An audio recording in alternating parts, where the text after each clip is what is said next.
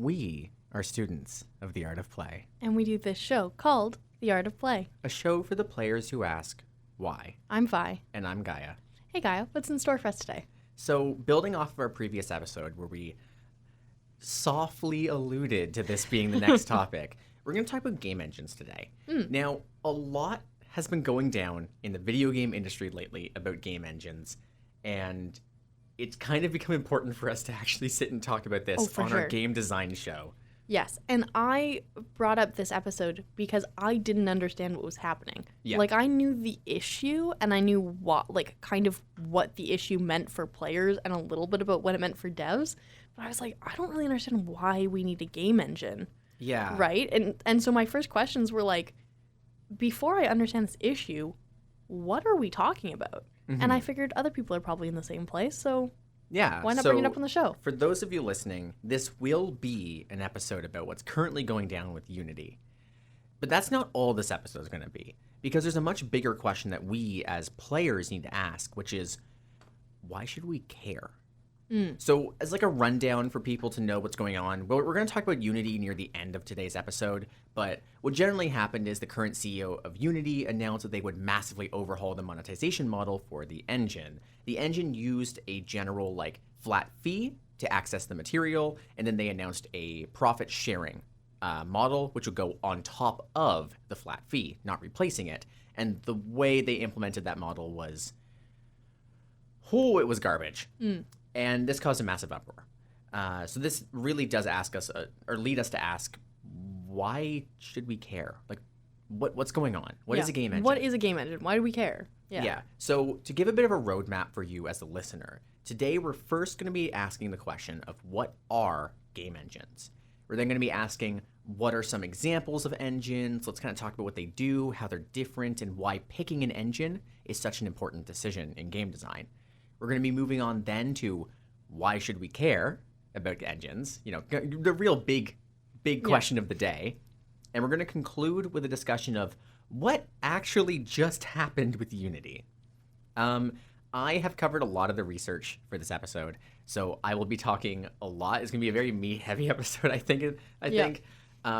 But for Vi is going to be covering a lot of the discussion of engines outside of traditional context. So I'm going to be saying, here's Unity, here's CryEngine, and Vi is going to be more based on the, what else is there? Yeah, where else do we see engines that aren't in sort of computer-based gaming? And something other than the traditional. So let's ask the first question. Going into this topic, Vi, your big reason for wanting to ask about it was not really understanding what is a game engine, why should we care? Like beyond just the like what's happening with Unity thing. Yeah. So I want to ask you before we begin, based on your original knowledge, not the notes that I've sent you, what's a game engine? So my basic understanding of a game engine is like, or was sort of like, I know it's kind of the framework that the physics of a game are based on. It is what runs the game kind of on the back end. In such a way that like lots of games are built on the same engine, because it's a framework that is common across all of them. Everybody needs physics to do games where physics are involved. Yeah, and if I had to ask this previous knowledge of you a question, what's the difference between game engines? Why is there not one universal engine? I would imagine because things are based on different worlds where physics are different, and that is Partially. the extent of my knowledge. So that original knowledge is actually very correct on like a fundamental building block. In practice, game engines are the framework. They're the foundations in many ways. They're what you build a game using and what you build the game upon. It's a thing that you develop before you're worried about what is the game about. Exactly. So let's pull some information from the wiki for a second. Let's list a few things that game engines do. So first of all, it contains the backend, just in general. It contains the rendering engine in both 2D and 3D for all of the graphics. It contains the physics engine and the collision detection. It contains the sound control engines and rendering and all of it. It contains all of the scripting. It contains the animation, the AI, the networking, the streaming, the memory management, which is more important than you might think, the threading, which is more important than you might think, the localization support, so multiple languages and making games run on different systems, different computers, all of the different hardware, and cutscene management, among other things. So when you have a problem with like the bullet physics from a sniper game, this is the thing you have a problem with. Yeah. Yeah. Usually, most games will build up upon how an engine works and improve aspects that they need to focus, but you only have so much time as a game dev. You only have so much ability as a game dev. So this is an awesome tool to say, okay, we've got this game that has to come out. Instead of building all of this, we will just use somebody else's because Yeah. it already exists, and it's, you know, in most cases, it's a very good engine. So we'll just Yeah. use that and we'll use it to drive the game. And in older games, the way that these engines tended to work was very, how do I say, very specific. It was really just here's a bunch of code that handles physics. You plug your objects into that code, physics comes out. That was it. Modern engines are a lot more than that.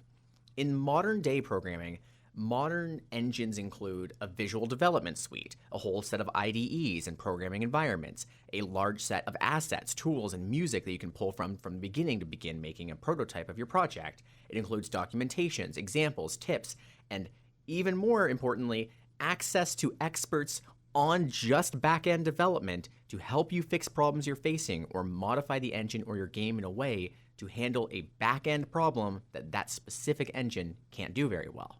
Yeah, more than just being a framework for the actual game, it is a support system for the people making the game. Yeah, it's a framework for your design, your game, and you. Yeah, so immensely important and extremely useful and valuable, right? So not a cheap thing to ask for. Especially with modern engines. So let me ask you a question, Vi. So these engines are important, but obviously every game has vastly different needs. I do not need Sniper Elite level bullet physics for Undertale. So why don't game companies just make an engine that covers their own personal needs whenever they're making a game? Well, from what you've described, it's a lot more than just making one game, right? It is, you know, even if you don't need the physics for like sniper stuff, you can probably still use basic features. Yeah. So I imagine there's some sort of tiered versions of engines. Like, oh, you want the really high performance one? That's going to cost you this much to use. That's my guess. If I was going to monetize this. Yeah, that's generally true. And you're right, it's just very overwhelming to make a game engine. Let me tell you about someone who did make a game engine. The developer of Stardew Valley, Eric Barone.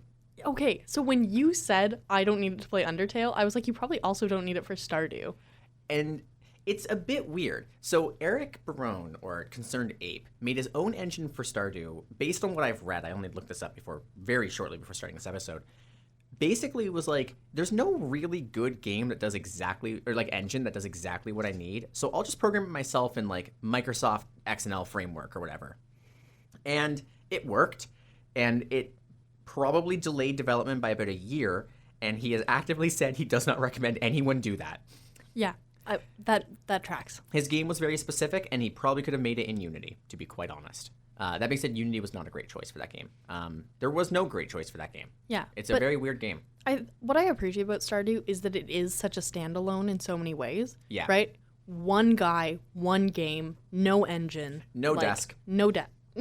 Yeah, fair enough. That's no true. desk. Yeah. He used his computer tower as the desk, and Yeah. I'm not kidding. Yeah, like it is very much like a passion project that a lot of people like. Yeah. Right? And a But lot that's of also people why who Stardew is so efficient in how it runs on your computer. Yes. Because if you try to fit a game into an engine that doesn't really work for it, you're using methods not designed for that. So you're kind of building your game in like a roundabout way and running more code and running more commands that you don't necessarily need Of course. to do that. Yeah. So for Stardew, there was something that was more efficient about just making the things he needed and leaving Yeah. out the bloat. Yeah, because you said that one of the things that an engine does is your memory management. Yeah. Yeah, which for big games is really important to get right. Stardew's not quite so big. Yeah. Right? Probably not super valuable to have. But also, if you're not using physics and the engine requires loading the physics, that's going to be a problem for game efficiency. So sometimes it is less efficient to use an engine if that engine doesn't work for you. Yeah. Right? And I have some notes here as well. that before modern engines, every game included making its own engine. The Atari consoles and the NES were notorious for this as being a problem. And it would take a lot longer and be more expensive because you'd have to build everything from the ground up. Now, some companies grew very smart and began reusing some of the same code, which is effectively the same as having an informal engine, and that still barely worked. Games today are multi-million to multi-billion-dollar endeavors. Easily into the hundreds of millions of dollars for AAA games. Oh yeah, I believe that's immediately. when using another engine. Yeah. Right? You don't have the money or time to make an engine anymore. Games are expensive, and nobody wants you to increase the price of a game. Yeah, and also the release schedules have gotten tighter. Yeah. Like, think about it. How expensive was a full-price game in 2005? About $60. What's the price now? 80. And Easily. how much has inflation gone up since 2005? Not $20. Like a lot more. Oh. A lot more. Like the price of if we were gonna base on how harder it is to make games now and how inflation has affected it. Oh, the you're saying price- that games now should be more expensive Much than they more. used to be. Okay. Right? Like much more than they are now. Right? A full price game now, if they kept it tracked with inflation and with game development costs, should be somewhere like $120 per game. Yeah, and that's just not reasonable for people who buy games. Yeah. Right? This is also why monetization models have shifted towards microtransactions, DLC, added content, long-term support. Right, Which because you've got to find that $40 somewhere. Yeah, which thankfully long-term support with slightly overpriced DLC has worked really well for that. But also, removing the burden of engine development was massive in keeping the price of games down. And also, that now meant there were companies that could be solely dedicated to constantly making better engines. So, and constantly making better games, and that makes the devs working on specific games.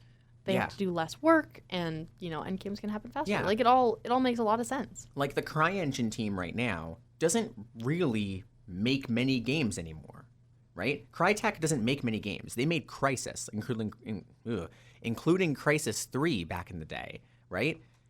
And they don't make games anymore, for the most part. They make the CryEngine, and they make their money on the CryEngine, Right. and they make the CryEngine better. But this does lead to the next question of, what are some game engines that are out there, and why are there so many Why are there so many different game engines? Yeah. Right? I imagine they're all purpose-built. They are, Yeah, okay. in general. But I will open this up to you for a second. What game engines do you know of going into this topic? I know of Unity. And only because it's been in the news. Like, if you had asked me how are games built, like steps in development, I would have been like, I'm not sure.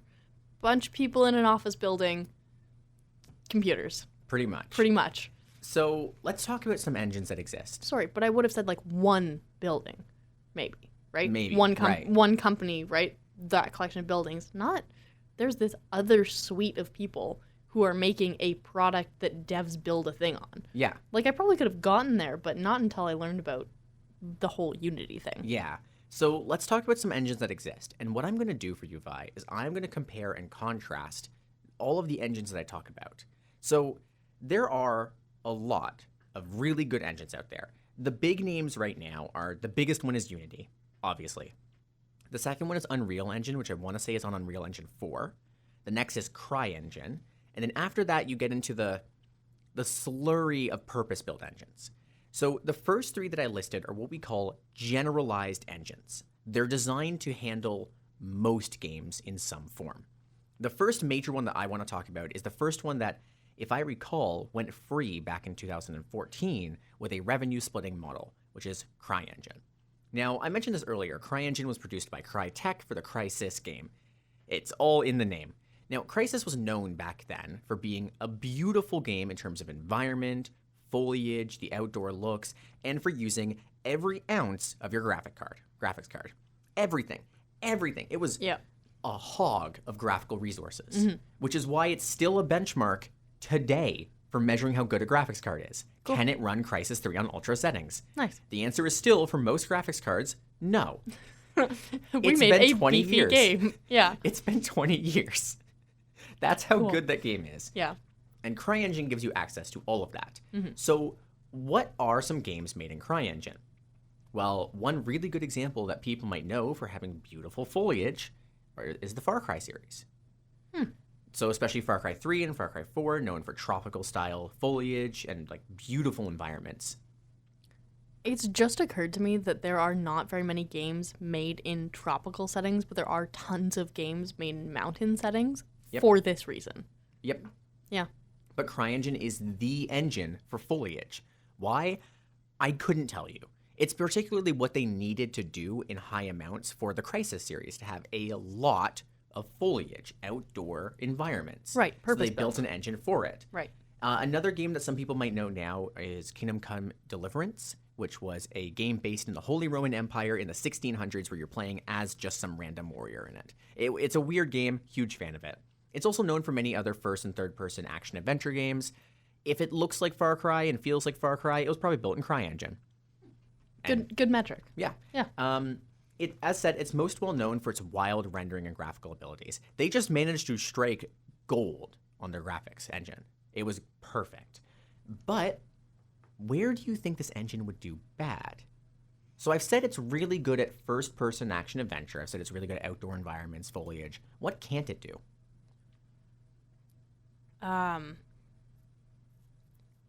Probably maybe like fight mechanics. It's okay at fighting mechanics, but you are right. It does. I'm trying really to struggle. figure out what the opposite of foliage is. Well, one of the biggest problems that engine has is actually indoor environments, where everything behaves as individual objects rather than moving bodies of foliage reacting to wind. Right. It sucks at indoor environments. It just is Yeah, that horrible. makes sense. Okay. It does not handle billions of little things. It handles things that look like billions of little things, but are actually But it's one big actually thing, one big thing. which Yeah, is why it okay. was so good at that initially. It's also really bad for like RPGs and turn-based games and games that aren't really acting as real-time action adventure shooty style games. It relies on good physics, and if you're Right. not using that, you're not using the engine. Yeah, of course. If you need, like, physics makes the leaves on the trees blow, and if you're not using the wind, the trees don't look right. Exactly. Okay. So this is where a competitor came in. This is where we get Unreal Engine. Now, Unreal is known for making a lot of games. The wiki page is very long, and it took me a very long time to distill those games down to a list that I could put into my notes document. Okay. Unreal is an amazing engine. It is still a first and third person action adventure engine, but it was known for fight scenes, shooters, and good indoor environments. Let me throw a name at you. Do you know who made the game? Ooh, what was it called again?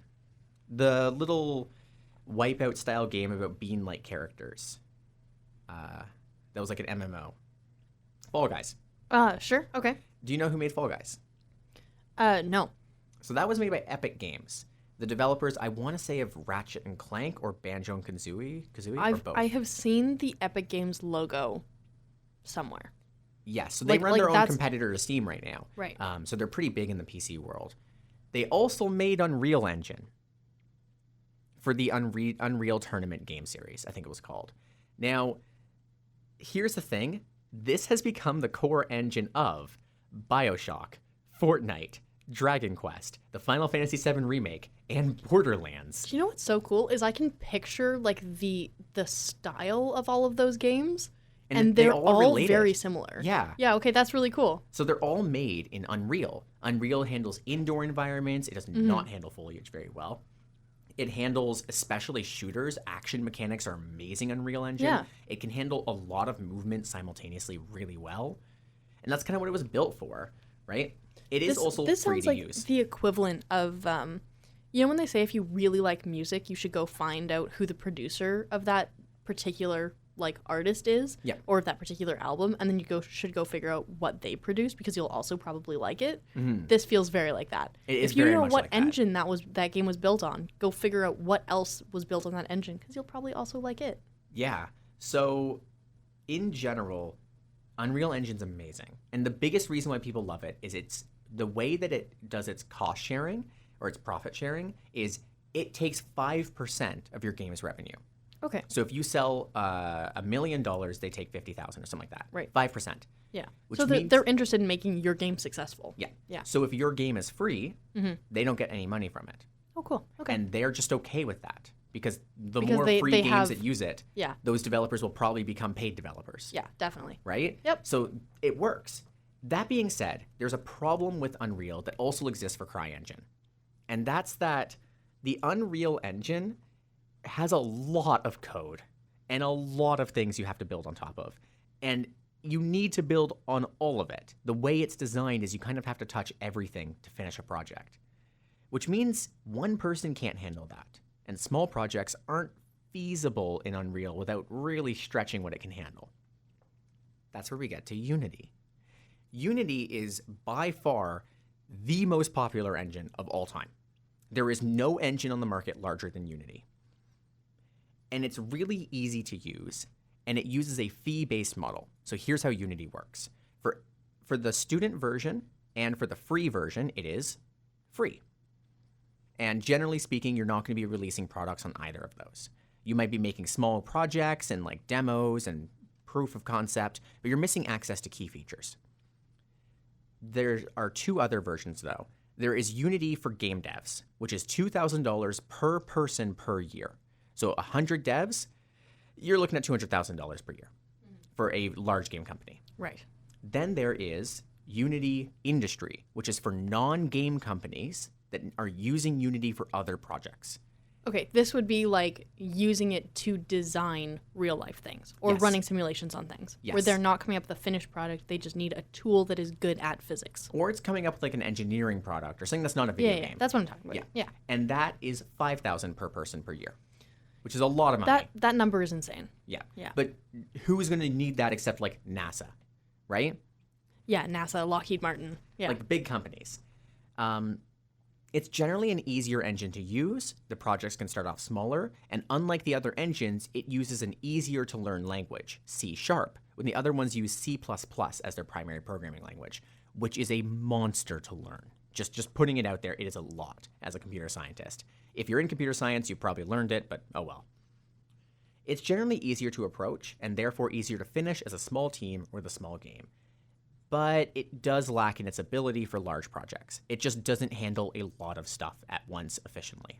okay. So that leads it to being good for games like Ori and the Blind Forest, Cuphead, City Skylines, which is probably the biggest game I can imagine coming out of this engine, Hollow Knight, Hearthstone, Pokemon Go. Yeah. These are a lot of games that I like. Yeah. Yeah. Mainly indie games or smaller games.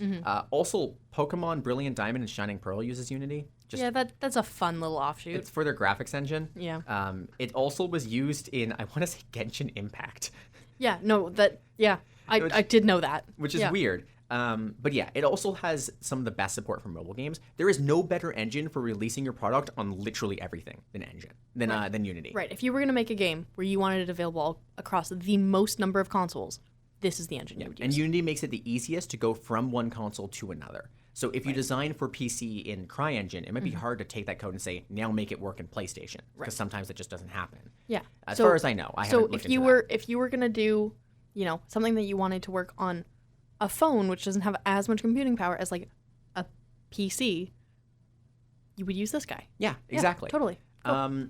There are a few more engines that become very specific at this point. Game Maker is used for smaller projects and was the language primarily used for Undertale and Deltarune. There's RPG Maker, which was used for Omori and either like old style RPG games. You don't get a lot of high quality RPG Maker games because it is so easy to use as a new person, and not many people want their games to look like Pokemon in 1980s, like 1990s. Yeah. And then there's Renpai, which is a visual novel engine that was the basis for Doki Doki Literature Club, as one example. If you like horror, guess where it was made? It's a Python-based one as well, actually, which makes it probably one of the most accessible engines that exist, but Python is not efficient. Yeah, it also makes a lot of sense to me. I know this is kind of an obvious observation, but it makes a lot of sense to me that each of these has a programming language that they are specific for. Yeah, that's usually the language the engine itself is built in, Yeah. or the one that it supports. Yeah, which totally makes sense to me. Like if you are comfortable working in Python, for example, right, you would use this engine. Yeah. Right? Like that just makes sense. Yeah, and you probably also realize that, like, when I listed those games on Unity, I listed every type of game. A lot of platformers, but every type of game can come out of Unity. which is why it's good for small projects. It's a super generalist engine. But Unreal and CryEngine are all about graphics and action and shooting and running around. A lot of parkour games get made in those, like Titanfall. They're very generalized engines, but they still have their specialty. But Ren'Py makes visual novels, and that's all Ren'Py makes. Game Maker is for small indie projects, usually like Undertale, and RPG Maker makes one style of game, Omori. So that's kind of the list of video game engines that we have. But for you, Vi, I want to talk a little bit more. I want to ask you actually about a little bit more of how can we think about game engines outside of the video game sphere? What else works as terms of like frameworks, as engines of building upon? Oh, we're going to talk about the D&D system, aren't we? We're going to be talking about the 5e system, yeah. Yeah. Okay.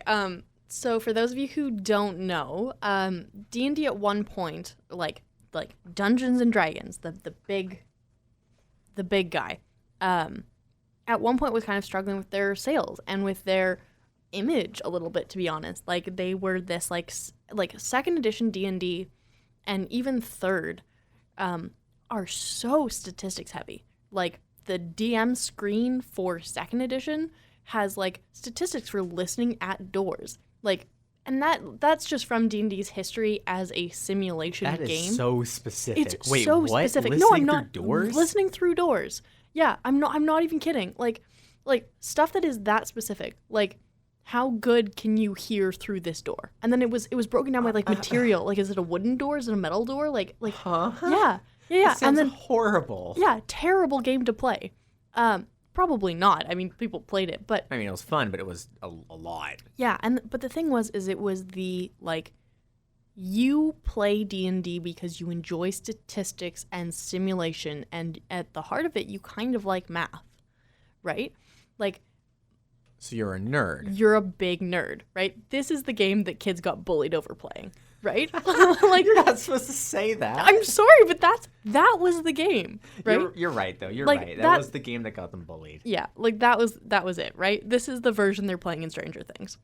And then later they were like, okay, well, we have this problem. Like, no one is buying any product because, the game is a little bit unplayable because it's built on this history of like Civil War simulations, right? Like, I forgot it was built on Civil War no, simulations. I'm not oh my even gosh. kidding. Like this was like people looking at battles from history and being like, okay, well, how could we simulate how this might have happened if different choices were made, right? So it was just paper and pencil. You had ways of routing enemies. Like, okay, you've taken a big hit, right? Now, figure out if you turn in retreat, how many of your like military is going with them, right? Like it was very much that. Right, And- which makes sense, but it's so weird to think about as Yes. D&D. Is that why they had mechanics for trebuchets in pitched battles in Yes. second edition? Yeah.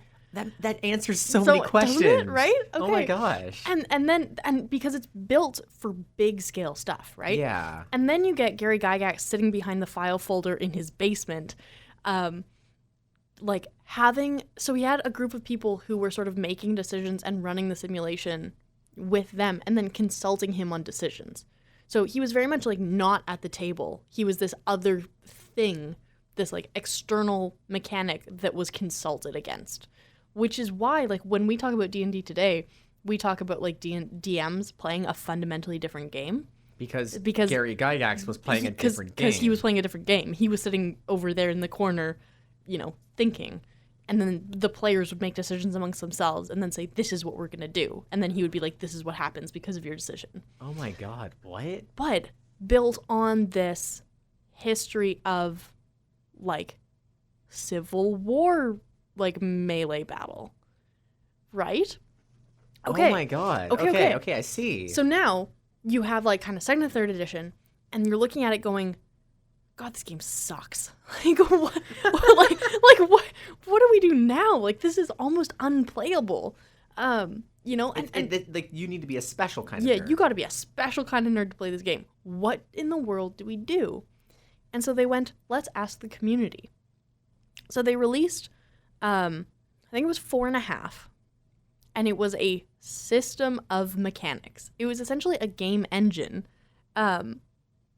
in much the same way that Unity is, right? It is a system for how you process decisions, right? How you create things. And that's how we get Pathfinder, because the Pathfinder folks took the D&D system that they released as 4.5 and took it and ran with it. Maybe it's 3.5. It's 3.5. What is 3.5? Yeah. And that's how we get Pathfinder, right? Like, you get this branching of different systems. And then once they had, so they had this sort of like open source engine, and then they got feedback from everybody, and they said, this is what we like, this is what works really well, we've been playing this bit a little bit like this. And then you get 5e, which is this immensely playable version of D&D. Like, it is kind of dumbed, like, you know, it's kind of dumbed down, but it's not. It's just the focus of the game has changed, right? Which makes sense. They Yeah. wanted the game to be accessible to as many people as possible. Exactly. Which So you is make good it design usually. You make it a little bit easier, but it's still D&D, right? Yeah, and you can Like, just make it complex again with homebrew. definitely. But the other thing is that, like, how many games have you played where you simulate, like, storming a castle with, like, 3.5 armies? I tried to make a D&D game like that once, but once. Yeah.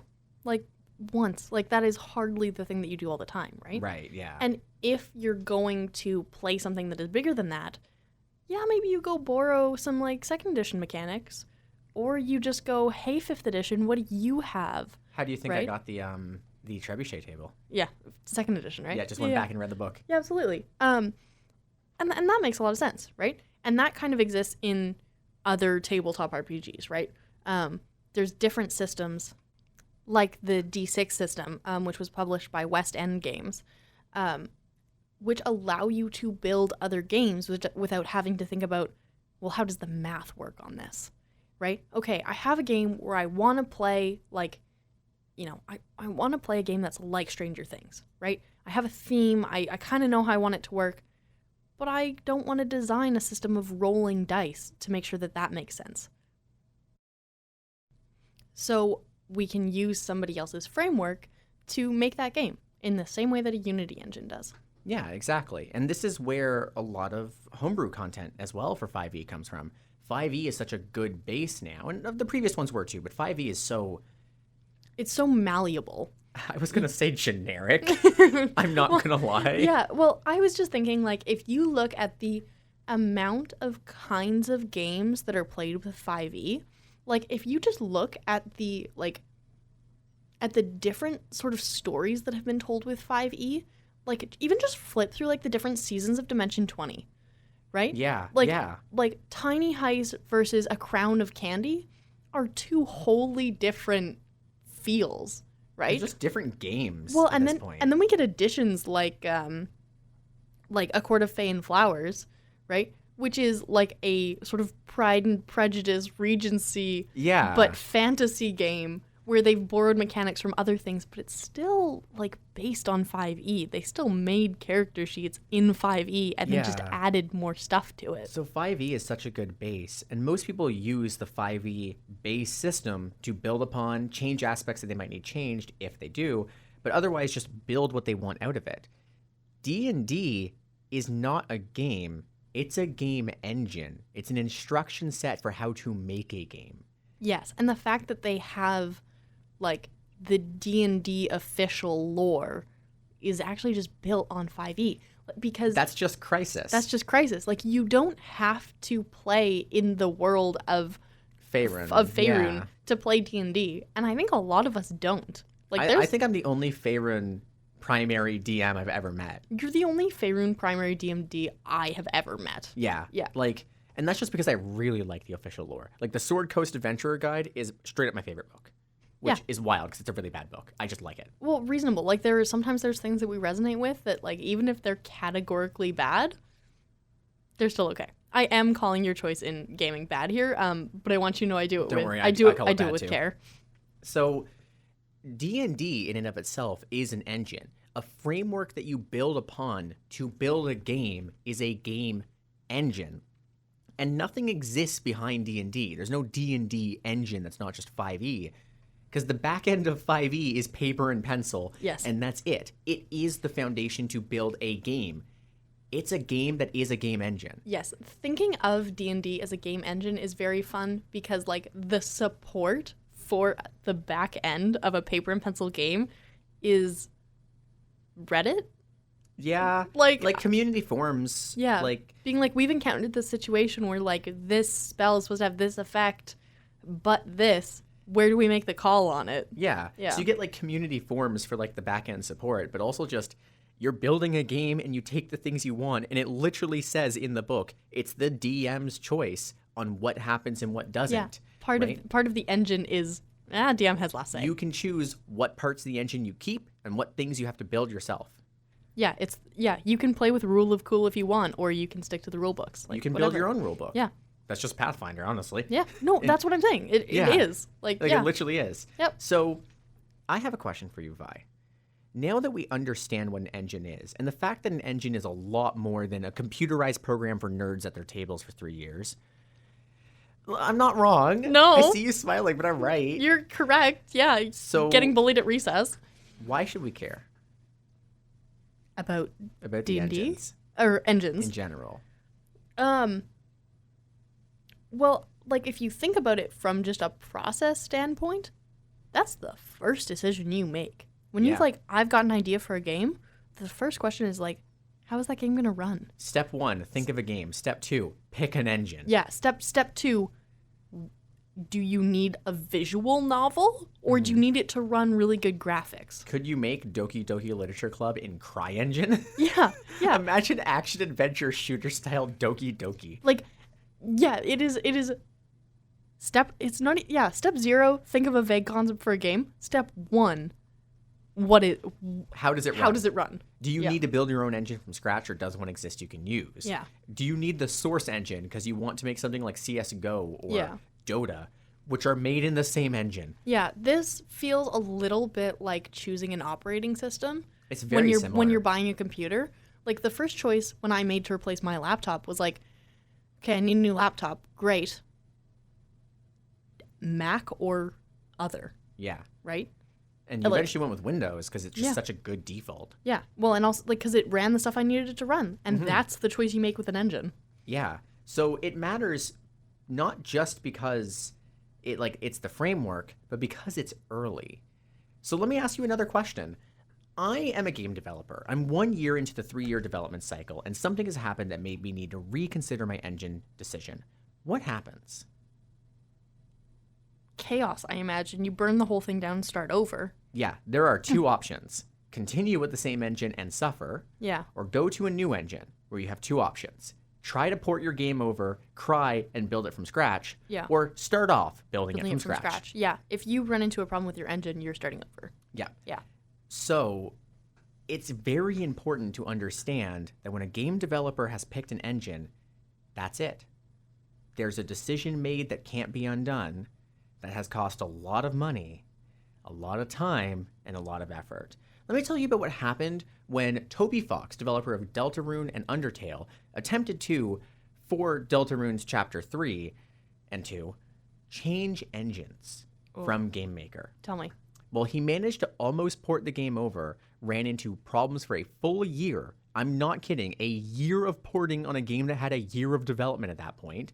Got so frustrated with the new engine, how it was working, and the fact that nothing ported over perfectly, that he went back to GameMaker in the end.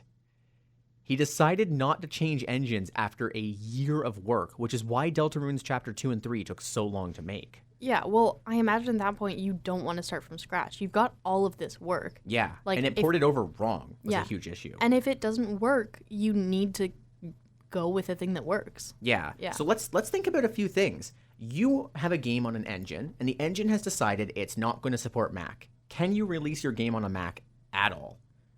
No. No. No. No, because you need to now port all of your code to something that Macs can run. Right? Like, if they... And so, here's a big question for you. What happens when an engine changes its fee structure? How you pay for it? I imagine this is Wizards of the Coast-esque. Not a whole lot you can do about it. Exactly. Yeah. And this is where we get to Unity. Yeah. So what happened with Unity? This is a hard question because what's happening with Unity has updated so many times in the past 2 weeks that it took me a very long time to get my notes for this ready. So Sorry, the engine has or just the issue? the issue has changed so many times. So let me tell you about what Unity tried to do and then tell you about how badly they regretted that decision. Unity has always been a fee upfront model. For free games that use Unity free, it's free. You want to pay $2,000 to access the engine full feature for a year, go for it. You want to release that game for free after, you spent $2,000 to give away something for free. Hope you enjoyed it though. That was fun. Right? But like you can do that, right? And remember, this is the largest engine that currently exists. There is no engine with more games. Yes, this is the Windows or the Apple of engines. It's the Windows. It's like the Windows of computers. Yeah, like you know what I mean. Yeah. Yeah. So let me give you some stats. It's estimated that 70% of all games that release will be released running Unity. Yeah, this is Monopoly. Now, big share. No one thinks 70% of game revenue comes from games running Unity. Actually, it's believed that only like 10 to 20% of game revenue in the industry goes through Unity. Why? Because most are small indie games or free projects of people that will eventually work in the game industry. Okay. What's the most commonly taught engine in universities and colleges? Is it Unity? It's Unity. Yeah, okay. What do students get? Remember how I said there's Unity Student Edition? Yeah. Yeah, guess what? Nearly every school that does video game design teaches it. Yeah. What do most small game companies use because all of the students who graduate can already use the engine? Unity. Unity. Yeah. Unity is monstrously massive in this industry. This is like my degree program uses a program called ArcGIS. And I went to go work for a private company this year that didn't have any mapping software. And they were like, what do you want to get? And I was like, I want ArcGIS. Because you give me the thing that I know how to use. Yeah, exactly. So what happened? Unity has a fee-based model, and we've discussed this before. It is purely fee-based. They announced a month ago, we're talking August 30th at the time of recording, 2023. Around then, maybe the first week of September, something like that. That beginning in January 2024, beginning in 4 months. Yeah. 4. Remember, games take 3 to 5 years to develop. GTA 5 took nearly 7. In 4 months, they would be changing their fee structure to be a revenue split and upfront cost model. Yeah. The upfront costs were unchanged, not even increased. Just they were, as far as I'm aware, they were the same: 0, 0, 2,000, 5,000. Yeah, my impression of this was they just added this other thing, which was a problem. They did. Yeah. What they said is if a game made over $200,000 in the past year, in the past 12 months from the time in question. Okay. So if you're in September, it's since last September. So it's rolling. Right. Okay. Or had 200,000 installs since its initial release. So lifetime installs, which is a wild concept, by the way, including free downloads, then the game will have a fee for every single install. Yeah. Now, the fee is 20 cents per install. This is also like if you like uninstalled it and then reinstalled it, the dev would get charged again. Yes, twice. Yeah. So the way they worded it was every install or unique initialization. What does unique initialization mean? If it runs in the web browser and you close your tab, open a new tab, and open the game again, that's 2. It includes web browser games. And it includes reloading. That's genuinely insane. You might have to close your web browser entirely. Yeah. So like close Firefox, reopen it or something. Okay, Firefox crashes. But still, like it might be like imagine a cookie thing, made, like 24 hours. Imagine you made a free online game, and now they're like 20 cents per download or install. Or in any initialization. Yeah. Now, this isn't much. Unreal Engine charges 5% of your game's revenue, that's a big chunk. It's not Steam, which charges 30%. Bet you didn't know that. It's a lot. That's a lot. It's a lot. But 5% is a lot for an engine. Just in general, anything besides distributor fee is you want low. So 20 cents per install on a $10 game is less than 5%. That's fine, right? But it's per install. So let's say And I'm going to take this example directly from Extra Credits. They released a podcast episode yesterday about this. Yeah. That I'm going to take this from. Let's say you're a game dev that wants to do something that never happens in the game industry. You want to include a woman of color in your game. You know, never happens. Never once happened. You know, unheard of. And all of your user base is obviously going to be perfectly understandable about you including characters that are not normally represented in games and will do nothing to harm you. Of course, they're reasonable, but no. Someone's going to get angry, and they're going to write a script that downloads and deletes your game on loop for weeks. Yeah. Which could be hundreds of installs a day.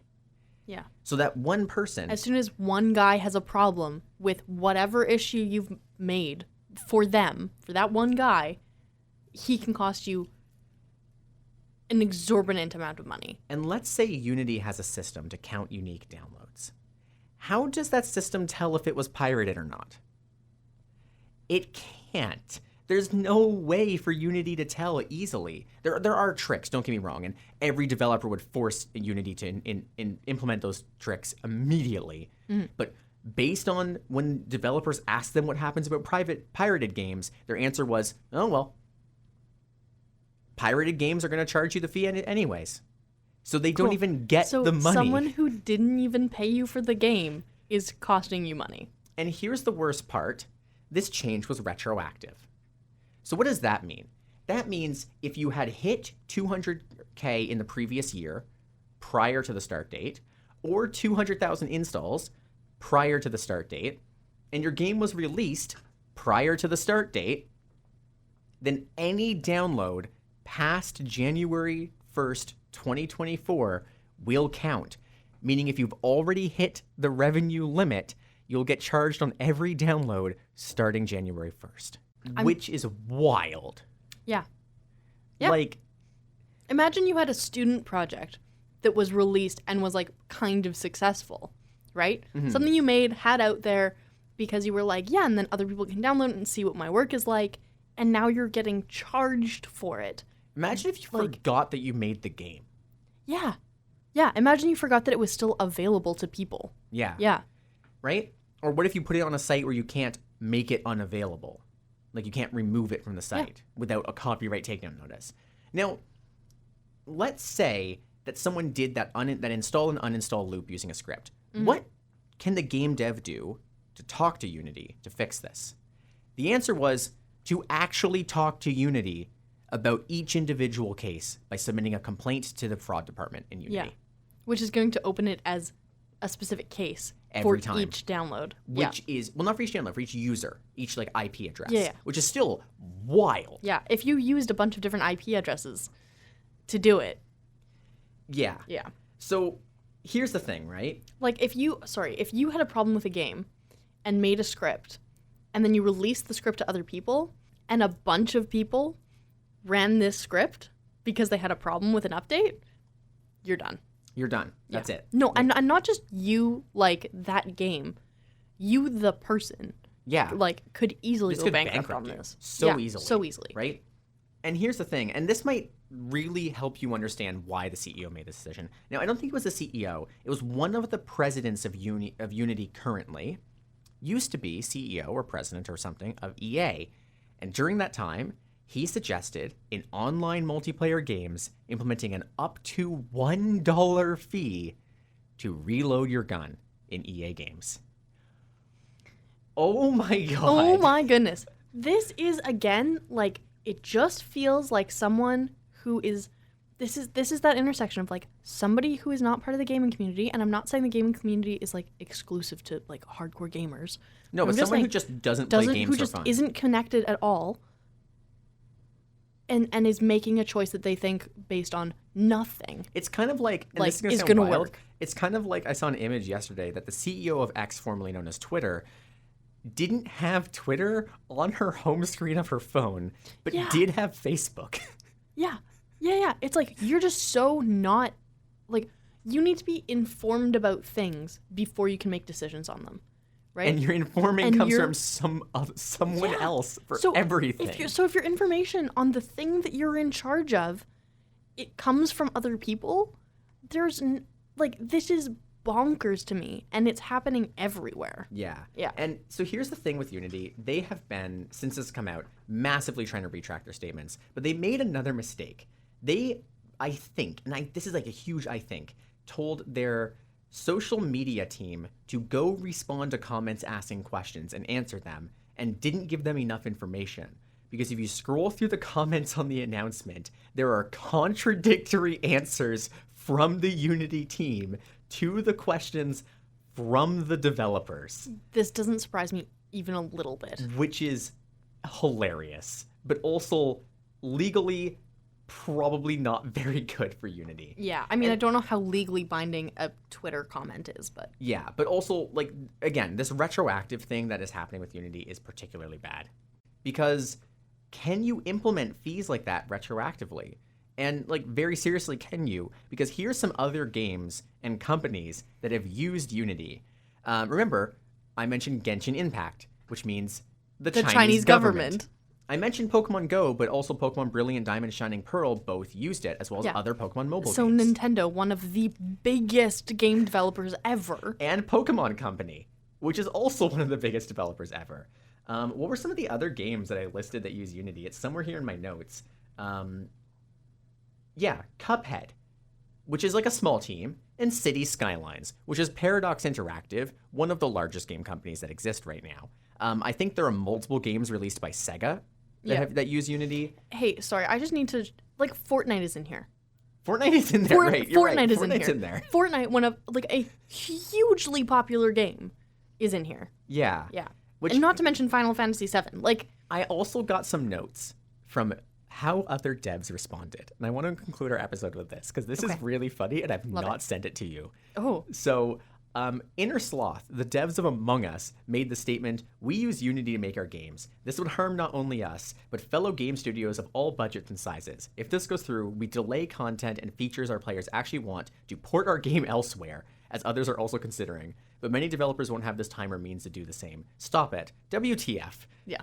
Excellent. There was a statement from Devolver Digital, one of the largest publishing companies, especially for indie games that exist, and they said, "Update. Definitely include what engine your game uses when pitching it to us. This is important information," which means they're probably planning on blacklisting Unity, and that is the funniest way. Gary Newman released a blog about it called Unity Can Get, and I can't say this word on air. You know what I want to say, though, right? And that's a big guy in the gaming industry. Yep. Kat Manning, who's one of the biggest writers in the gaming industry, released that image of the guy doing a peace sign by a grave and then put Unity on the grave. Nice. Yeah. Yeah, very much like this one decision will kill this.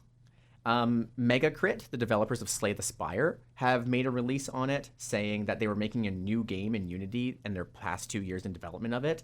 And this is such a big violation that they have already removed their game from GitHub.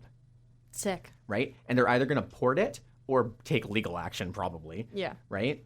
PC Gamer posted about it. Mike Bithell posted on it. Like, Firaxis, the company that publishes Civ, posted on it. It's so bad. And you know this is going to be legal action, because you know that that's not legal. You know. Like, this, again, comes... like months after the Wizards of the Coast shenanigans. It feels like it again. It feels but like worse. it's the exact same thing, but more and again. Yeah. Like, yeah, there's only, like, the way that people respond to this is like, we just did this. Like, how many times do we have to teach you this lesson? How many times do we have to say, don't screw with it? Like, this is such a big deal. But, on the other hand, now a lot of people get to know what game engines are. Yeah. This is a massive education campaign. Yeah. And now you, as the listener, get to know what game engines are. Yeah, we get to do an episode about it. And that's pretty much everything we had. Yeah. I think that's it. So thank you all for listening. I don't think we picked what our next episode is going to be, so I can't announce in advance, but... surprise episode. We'll probably be talking a little bit about maybe some consoles. Oh, yeah. Maybe some controls. Definitely. Maybe how games are played differently.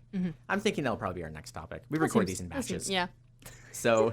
a little peek behind the curtains here. Peek behind the curtains, we actually don't know yet. Yeah, we spend a lot of time in the studio in big chunks. We do. Yeah.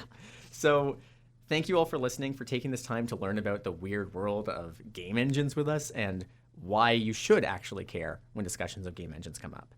So that's everything. Any other notes from you, Vi? Nothing. All right, well, thank you all for listening. I've been Gaia.